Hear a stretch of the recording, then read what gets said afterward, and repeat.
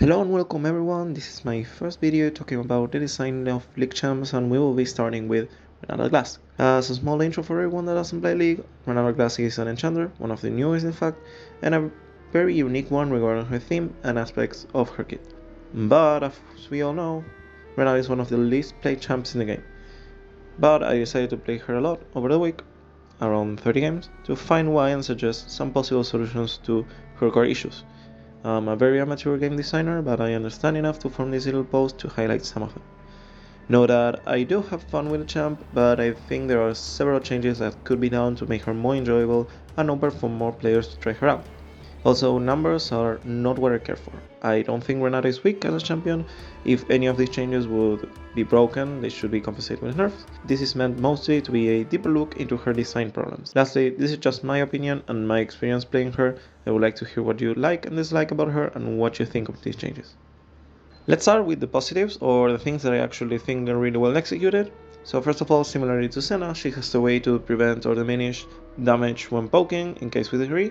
This is especially necessary since auto-attacking is the core of her training, which activates minion aggro. If she didn't, she would be heavily punished any time she would want to trade. Secondly, she is very unique. Despite having mostly a classic enchanter kit, she doesn't feel like Nami, for example, despite their kits being quite similar on paper. The revive mechanic was executed quite well in my opinion. Playing around it feels great, while the enemy has clear counterplay against it. Probably one of the best designed complex abilities in the last years. And lastly, the flow of her kit is very cohesive. Every part of her kit feels fluid between each other and combo well together.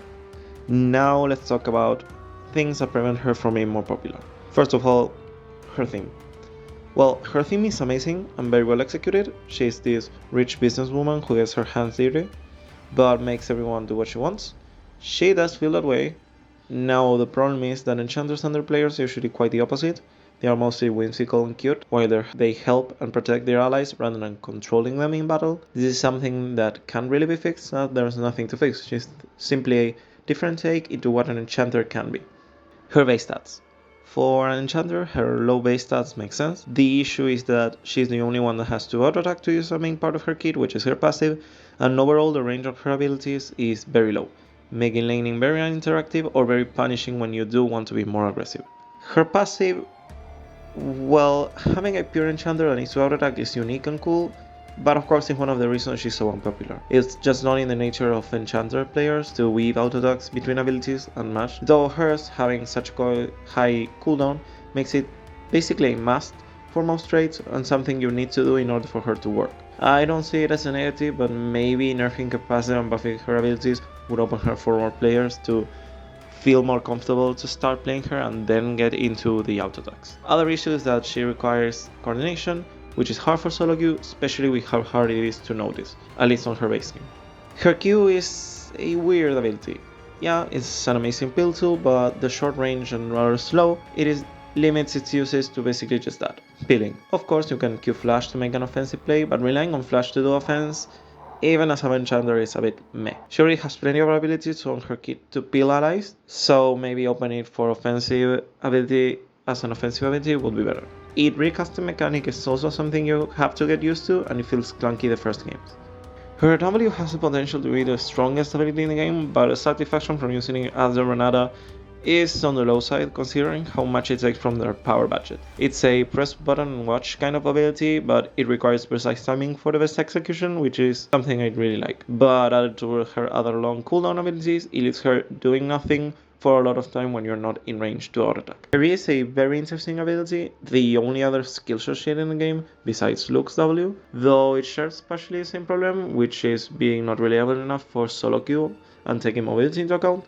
But thankfully it also deals damage, slows enemies, and has a big AoE around her for the shield, so it has ways to make it more reliable. The low cooldown also makes it very hard to use both offensively and defensively, and it also makes pressure in lane a bit hard to do, which just makes worse the uninteractive laning kind of part. It's very common for Renata to use her E1s to just purely poke the enemy and suddenly lose lane prior. Her R has a unique CC effect and has the potential to win fights by itself, but it really hurts her kit overall. Ultimates are usually meant to be reliable, though many have some sort of condition for them to work correctly, like Jinx or Jhin. The thing about Renata R is that you need to meet many requirements for it to be impactful, which again hurts her a lot. First, it's very slow. It can be used for engages and is very easy to dodge even if you have no mobility, so it's basically only used as a counter engage, which is usually still very predictable in a fight or an objective unless the space is rather small. Second, it depends on the enemy being mostly an auto-attacker and being fed to maximize its value. Third, it requires more than one enemy to work correctly, and even then it can be manipulated into losing its value, because when the enemy is berserk, it will run to the enemy, which can move away fast enough where it doesn't get hit and the enemy got hit by the R, just moves within the team, running it as a CC ability. Other notable things are she has the worst neutral game out of all enchanters. If there's no action between the enemy and your team, you're basically doing anything.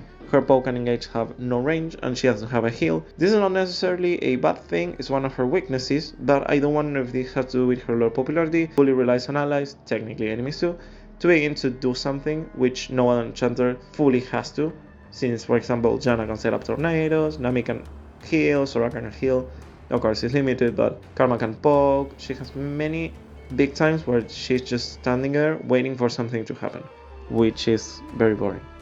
Item synergy. This one is rather simple. No item feels fully right for her, cause enchanter items leave her too squishy to use her passive, while tanks builds make her passive deal little damage. Most enchanter legendaries are bound to shield and heals, which she can do completely reliable because of her shield being a skill shot, but it's also AoE, so it has a lot of potential. I feel like that's why she feels actually more comfortable with active items like Shurelia's Redemption or Mandate, which requires CC, whether or enchanted items feel kind of bad.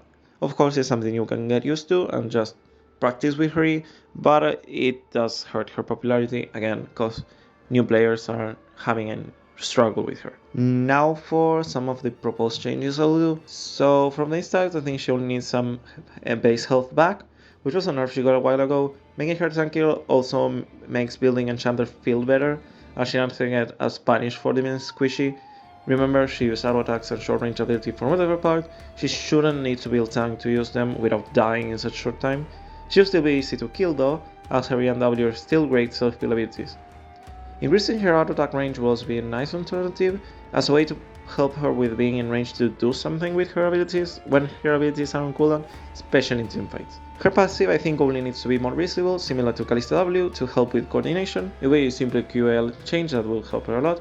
Her Q, I think it would be better if it changed to a more offensive ability. Increasing its speed a bit would do it, but overall I think it's fine. I don't know if there's something that could be done for a risk cast, not to feel clunky without removing its uses and versatility. W, I think we use some changes. It will make her so her W grants Renata attack speed and movement speed even when using an ally, though a smaller amount, and definitely not extended life and revive, seeing auto-attacking is something she wants to do, and it will just make herself feel better when using W. E I think is a great ability and feel overall great to use. I don't think it would need any change. Making it faster will help, but it could also be very unnecessary and will make her too reliable. So yeah, I think it's fine. I think her R is the one that needs more tuning, especially to how it works, because it's currently probably one of the top 3 more inconsistent ults, if not top 1. It only lasts 25 seconds at rank 1, so even then, as a CC ability is very poor, and against many champs they usually won't even hit their allies when Berserk ends. I think she's already very conditional as a champion to have an ult that works this way. The way I would improve it would be to buff its speed, increase the rank 1 CC, decrease it later, nerf the attack speed buff it is to enemy, which is a nerf to the ult, and make so enemy run faster when Berserk to their allies so they actually hit each other while being Berserk.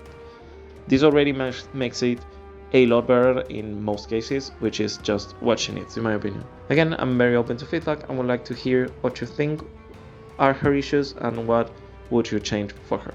Thanks for watching, goodbye.